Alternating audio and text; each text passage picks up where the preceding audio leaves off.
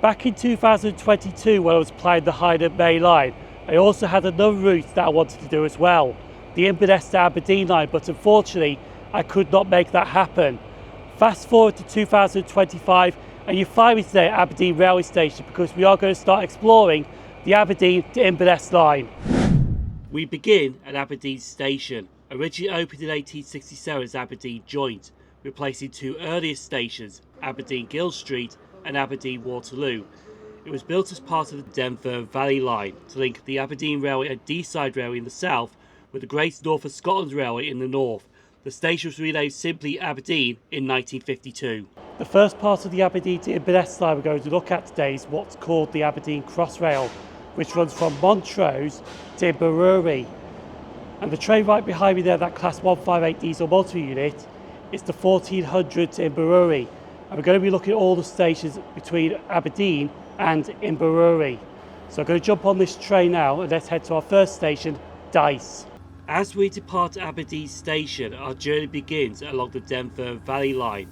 This line was built over the Den Burn, a stream that once flowed through the valley and served not only as a key rail link but also featured several local stations as part of the Aberdeen suburban rail services. The first of these was School Hill Station, which closed on the 5th of April 1937 following the withdrawal of those suburban services.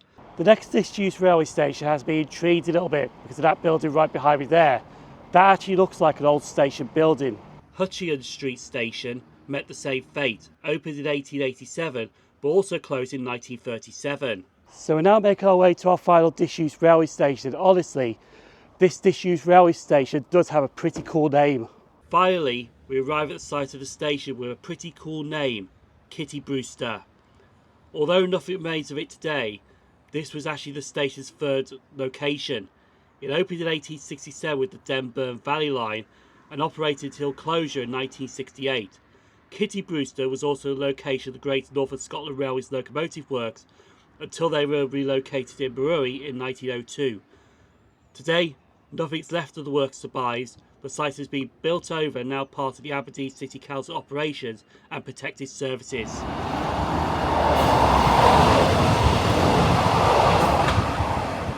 We're now back on the train and there was also 6 more disused railway stations along this line north of Kitty Brewster, but we'll save these for another time as we're now arriving at Dice Station.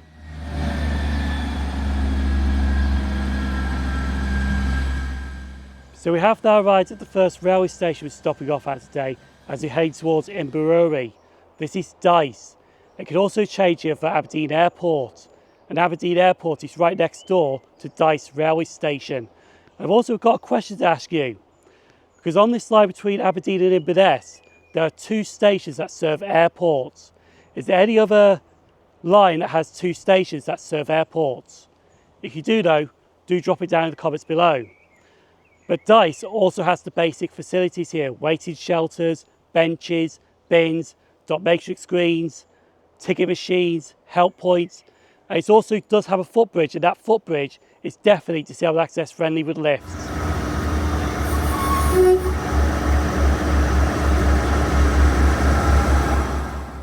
Dice Station opened on the 20th of September 1854 by the Great North of Scotland Railway.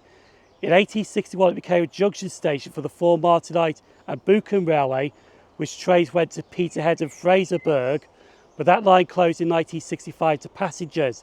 Dice Station also closed in 1968, but the station did reopen on the 15th September 1984 by British Rail.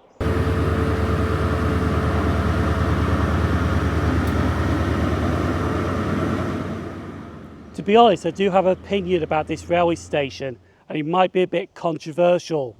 Even though this is a modern ScotRail unstaffed railway station, there is some charm about it, and that's what I do like about this railway station.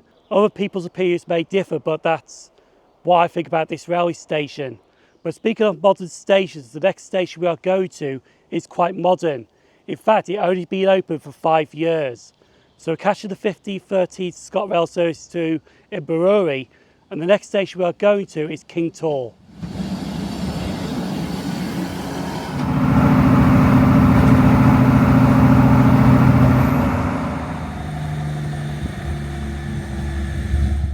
So we have now arrived at the next railway station. Also, this is the penultimate station that we are visiting, Kingtor. And to be honest, it's literally only took me 5 years just to visit this railway station, because this is one of those railway stations that opened in 2020 during the pandemic.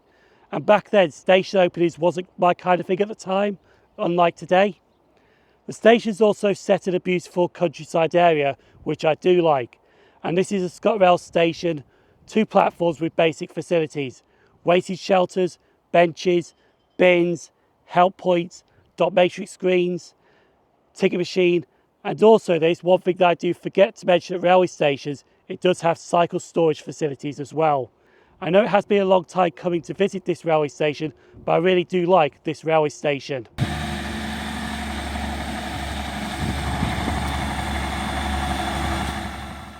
The current station we're standing on was opened on the 15th of October 2020 during the pandemic, but 600 yards south of this railway station is the site of the original Kingtor station, which opened on the 20th of September 1854 by the Great North of Scotland Railway. That station closed in 1964, but where the current station is also used to be a junction, and that junction was to Alford, part of the Alford Valley Railway, which opened in 1859, lost its passengers in 1950, and the lines closed completely in 1966.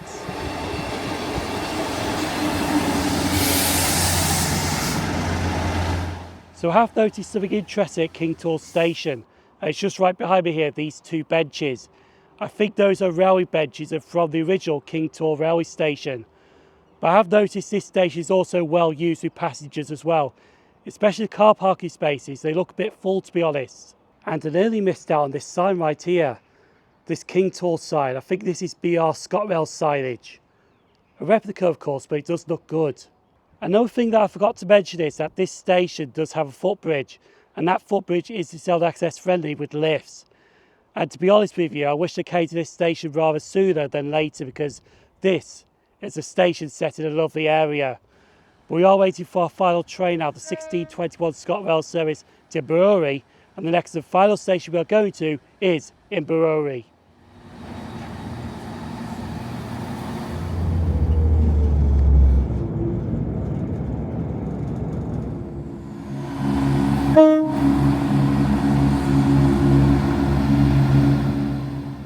So we have now arrived at the final railway station we're stopping off at today, and also the north end of the Aberdeen Crossrail.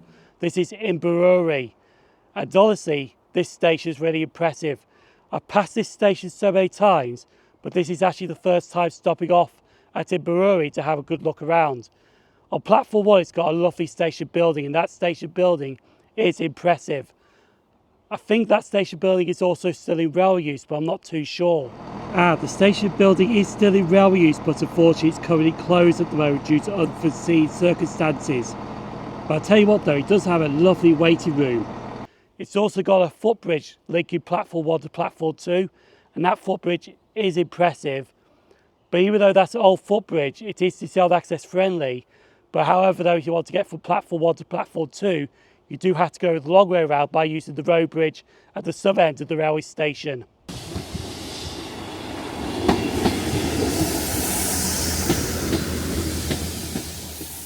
The current station we're standing on is the second station to be built in Inverurie. This opened on the 10th of February 1902 by the Great North of Scotland Railway, replacing the earlier station which opened on the 20th of September 1854. A bit further north of this railway station was a junction, the Inverurie and Old Meldrum Junction Railway. This was built by local people. Opened in 1856, but the line wasn't a success. Even the Great North of Scotland Railway took the line over, but still wasn't a success. The line lost its passengers in 1931 thanks to road competition.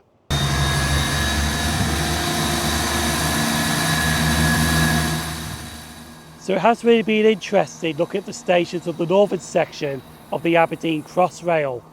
In a future video I shall be looking at the southern section towards Montrose. But ticking off stations between Aberdeen and Inverness, this was planned in 2022, and finally 3 years later I've started that journey. In the next video we'll be going further north from Inverurie, ticking off more stations and head towards Elgin. But for now, there is actually a train on the platform here, 17407, and that is the 1742 ScotRail service to Aberdeen, which will be jumping on that train in a second. But for now, I'm going to drop another video right here. Feel free to give that a click. The people on screen now, YouTube channel members, Patreon supporters, thank you for supporting the channel. I've been SimOnTrains, and hope to see you next railway station so we can share a new journey together. Thanks for watching.